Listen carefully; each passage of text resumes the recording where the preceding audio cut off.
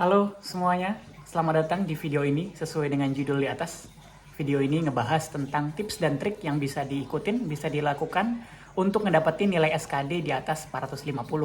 Sebagai disclaimer, gue lulus CPNS di tahun 2024 dengan SKD 469. Jadi tips-tips yang akan gue bagiin ini adalah tips-tips yang gue lakukan ketika mempersiapkan SKD CPNS di tahun 2024. Di video ini, gue ngebagi jadi 4 tips yang bisa dilakukan, bisa diikutin dalam mempersiapkan diri menuju SKD CPNS. Tips pertama adalah mengenal SKD itu sendiri. Nah, apa itu SKD? Terus bagaimana ujian SKD? Seperti apa soal-soalnya? Itulah yang harus kita cari tahu sebelum kita memutuskan untuk belajar SKD. Kenapa mencari tahu SKD ini menjadi sangat penting?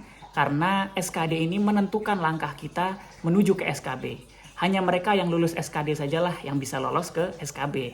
Dan untuk lulus SKD itu nggak cuma kita harus nilainya di atas passing grade, tetapi juga tinggi-tinggian nilai. Karena kita bersaing dengan peserta lainnya dengan nilai yang sangat terbuka. Jadi mereka yang nilainya tinggi yang akan lulus ke SKD. Nah, apa saja yang harus dicari tahu dari SKD? Yang pertama, kita bisa mencari tahu tentang SKD ini sebenarnya ujian seperti apa sih? Kemudian jenis soalnya apa saja? Berapa banyak soalnya? Kemudian berapa waktu yang diberikan? Nah, kalau itu semua sudah kita ketahui jauh-jauh hari sebelum kita melaksanakan ujian SKD, ketika kita sedang melakukan preparation untuk SKD, maka itu menjadi advantage bagi kita semua. Hasil dari tips pertama akan jadi bekal untuk tips-tips selanjutnya. Sebagai contoh nih, di tahun 2024, SKD itu terdiri dari 110 soal yang terbagi jadi 3 subtes, yaitu TWK, TIU, dan TKP dengan masing-masing 30 soal, 35, dan juga 45 soal. Keseluruhan tes, semuanya itu harus dikerjakan dalam waktu 100 menit. Setelah kita tahu tentang SKD dan segala seluk-beluknya, maka kita beranjak ke tips yang kedua, yaitu tryout.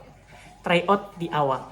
Tryout lah bahkan sebelum kita mempelajari SKD. Jadi setelah kita tahu SKD, tryout itu sebenarnya adalah bagian dari kita mengetahui SKD. Tryout di awal, tryout sebelum kita bahkan belajar apapun tentang SKD, itu akan membantu kita dalam menyusun strategi dalam mempersiapkan SKD. Kenapa begitu? Karena pertama kali ini dimaksudkan sebenarnya untuk menguji kemampuan dasar kita dalam mengerjakan soal-soal SKD. Jadi nanti hasil dari tryout ini bisa jadi bahan kita, bisa jadi dasar kita untuk menentukan strategi pembelajaran ke depannya. Ada banyak banget tryout yang bisa kita coba, bisa kita kerjain, baik yang berbayar maupun yang gratis. Tapi kalau berdasarkan pengalaman gue, nggak semuanya tryout itu bagus.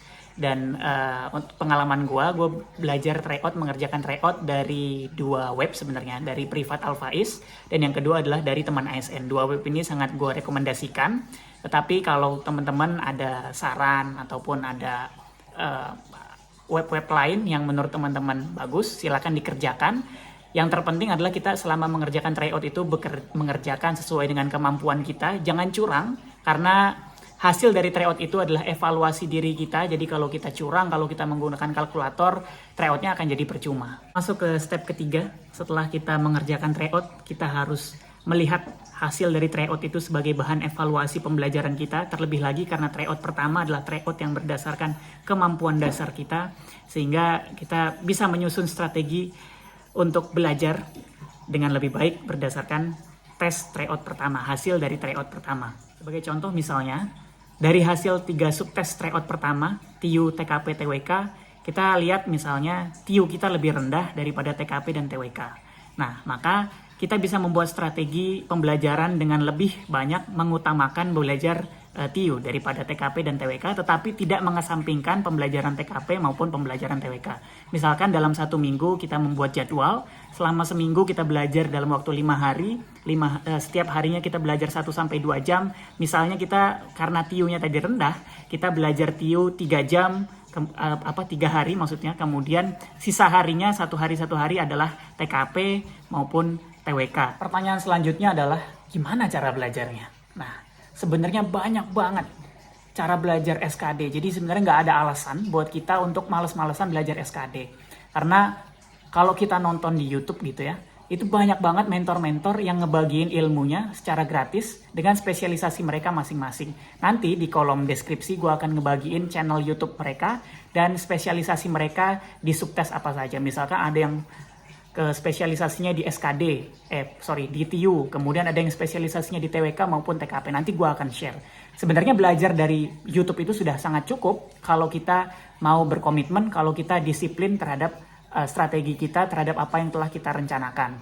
Tapi kalau misalkan masih merasa kurang, kita bisa ikut bimbel. Gue kemarin ikut bimbel di teman ASN yang diajar oleh Kak Fandi. Menurut gue bimbel di sana sangat recommended. Tetapi balik lagi tadi, belajar di YouTube itu sudah sangat cukup sepanjang kita bisa mengatur.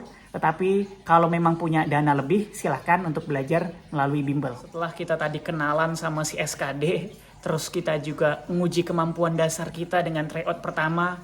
Habis itu berstrategi dengan cara belajar kita berdasarkan hasil tryout pertama. Maka step keempat, step terakhir yang paling penting dari semua step ini adalah sering-sering tryout.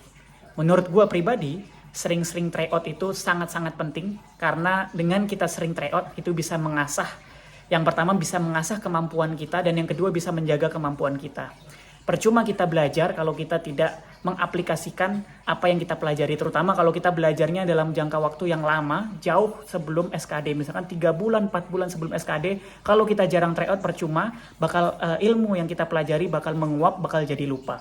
Dan yang kedua, manfaat dari sering-sering tryout ini adalah kita jadi merasa lebih familiar dengan soal, kita merasa lebih familiar bentuk soal, jenis soal, kemudian kita juga akan merasa nantinya gue jamin waktu 100 menit itu pasti akan lebih dari cukup untuk 110 soal SKD kalau kita sering-sering tryout. Nah, pribadi gue selama preparation SKD kemarin gue melakukan 20 kali tryout, jadi TO gratis maupun TO berbayar, dan menurut gue sangat-sangat bermanfaat karena tentu gue lebih familiar sama soal. Yang kedua gue juga lebih gue jadi tahu bentuk-bentuk soal gitu. Jadi kalau kita sering tryout, kita bahkan nggak usah ngitung lagi kalau ada soal deret. Jadi kita tinggal lihat itu udah otomatis kehitung karena kita sering tryout. Jadi bakal tahu jenis-jenis soalnya kayak gimana. Nah, sama kayak tadi bimbel, tryout pun banyak banget yang menyediakan, website-website yang menyediakan TO itu banyak banget, baik yang gratis maupun yang berbayar. Tapi tidak semua tryout itu bagus. Nanti kalian akan menemukan tryout yang buruk, yang jelek, itu dalam arti kata kalian ini tahu lah soal-soalnya itu nggak bakal keluar. Karena soal-soalnya terlalu usang, nanti kalian akan tahu sendiri. Jadi berhati-hati ketika mengerjakan tryout, jangan sampai kita sudah capek-capek ternyata soalnya berbeda dengan soal SKD. Oleh karena itu gue juga punya beberapa rekomendasi tempat tryout selain Private Alpha Ace, selain teman ASN, nanti akan gue bagi share di deskripsi tryout tempat mana saja yang bagus buat dasar dari kalian untuk ikutan tryout. Jadi sering-sering tryout itu sangat-sangat bermanfaat. Itu tadi 4 tips dari gua buat kalian, terutama yang pertama kali coba CPNS, pengen lolos CPNS, pengen nilai SKD-nya langsung 450, bisa kalian ikuti tips-tips dari gua. Tapi tentu aja tips dari gua itu nggak akan berguna kalau kita nggak punya kedisiplinan, kita nggak punya tanggung jawab untuk menyelesaikan apa yang sudah kita mulai. Jadi semuanya balik lagi ke masing-masing. Tips dari gua tadi hanyalah guidance. Gue juga nggak bisa menjamin 100% orang akan berhasil menggunakan tips gue, tapi gue sudah mencoba menggunakan tips-tips yang gue lakukan dan gue mendapatkan hasil sesuai dengan apa yang gue mau. Jadi itu aja video dari gue. Thank you.